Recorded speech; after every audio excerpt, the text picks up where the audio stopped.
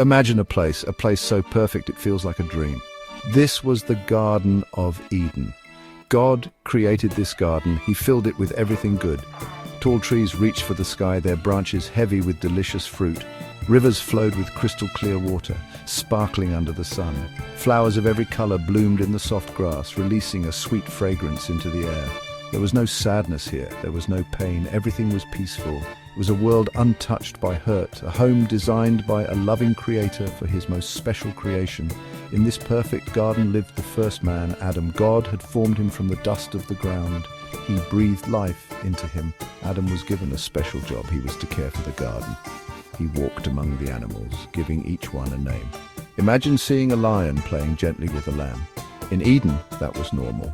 Adam had everything he could ever need. He had food, beauty, and purpose. Most importantly, he had a close friendship with God. They would walk together in the cool of the day. It was a life of complete harmony.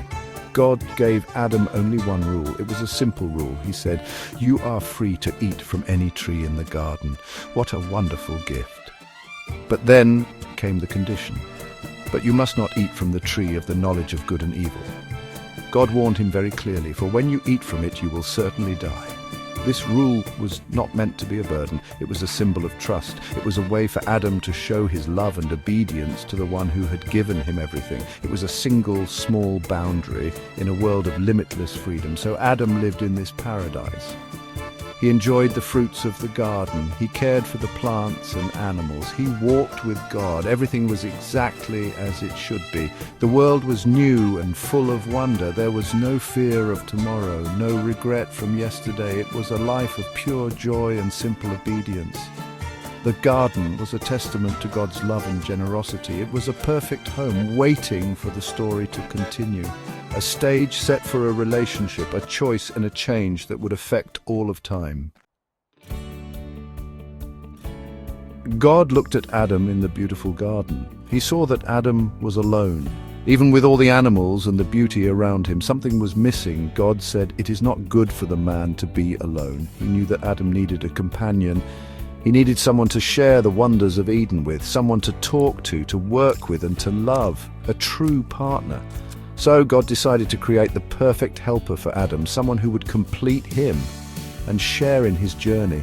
This was an act of pure kindness and understanding from a loving father. So God caused a deep sleep to fall upon Adam. While he was sleeping, God took one of Adam's ribs. From that rib, he fashioned a woman. When Adam woke up, God brought her to him. Adam saw her, and his heart was filled with joy. He said, "This is now bone of my bones and flesh of my flesh." He finally had a partner, someone just like him. He named her Eve. She was made to be his helper, to stand by his side. Together, they would care for the garden. They would share in the joy and the work, united as one. Eve was a wonderful creation. She was strong, intelligent, and beautiful. She was a perfect companion for Adam. They were partners in every sense of the word.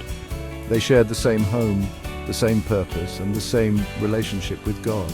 They were both innocent, with no knowledge of shame or fear. They walked through the garden together, their hearts full of peace.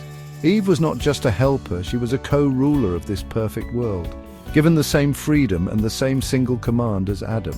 Her presence made Eden complete, but with this partnership came a shared responsibility. The one rule in the garden applied to Eve just as it did to Adam.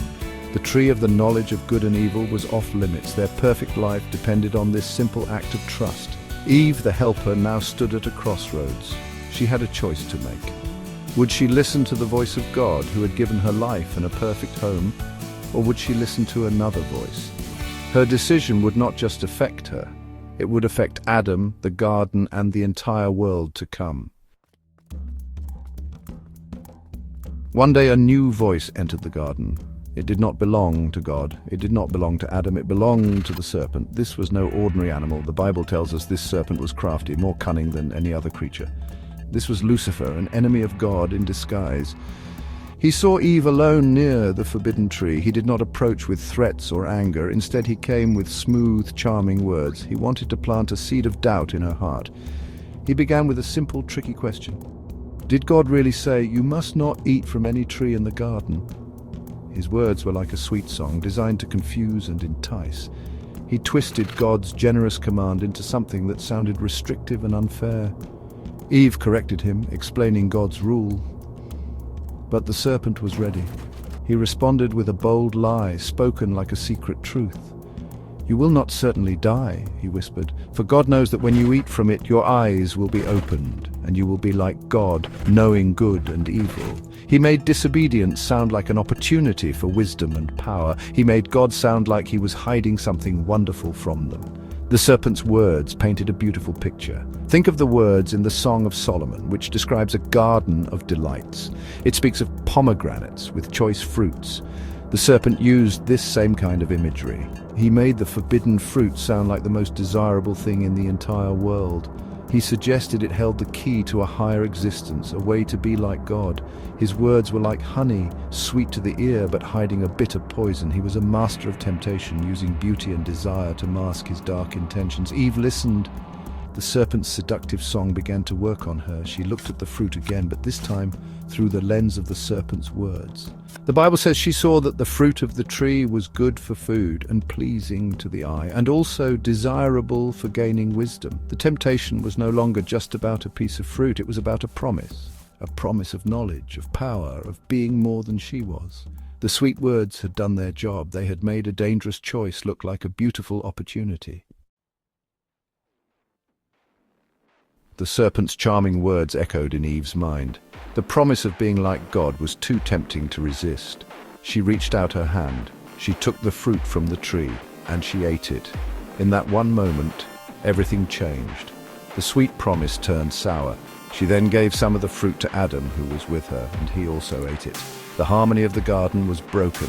The trust between them and God was shattered.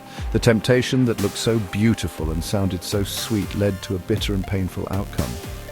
Suddenly their eyes were opened, just as the serpent had said. But they did not feel like gods. Instead, for the first time, they felt shame. They realized they were naked and tried to hide from each other. When they heard God walking in the garden, they did not run to greet him. They ran to hide from him. The close friendship they once enjoyed was now filled with fear. God's simple rule was a test of love, and they had failed. The sweet taste of the fruit left a bitter aftertaste of regret and separation from the one who loved them most. The consequences were swift and serious. God called them out from their hiding place. He explained the sorrow their choice had brought into the world. They were sent out of the perfect Garden of Eden. Life would now be hard. There would be pain, toil, and eventually death, just as God had warned. The serpent's beautiful words had led them directly to this heartbreaking end. This story shows us a powerful truth. Temptation often comes disguised as something good. It whispers sweet promises but leads to difficult places. The story of Adam and Eve in the garden is more than just an ancient tale.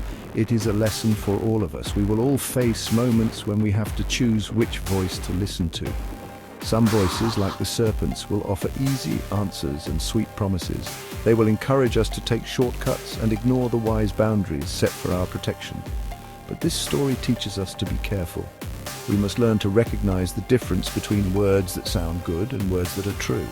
Making wise choices means listening for the voice of truth, even when the song of temptation sounds much sweeter.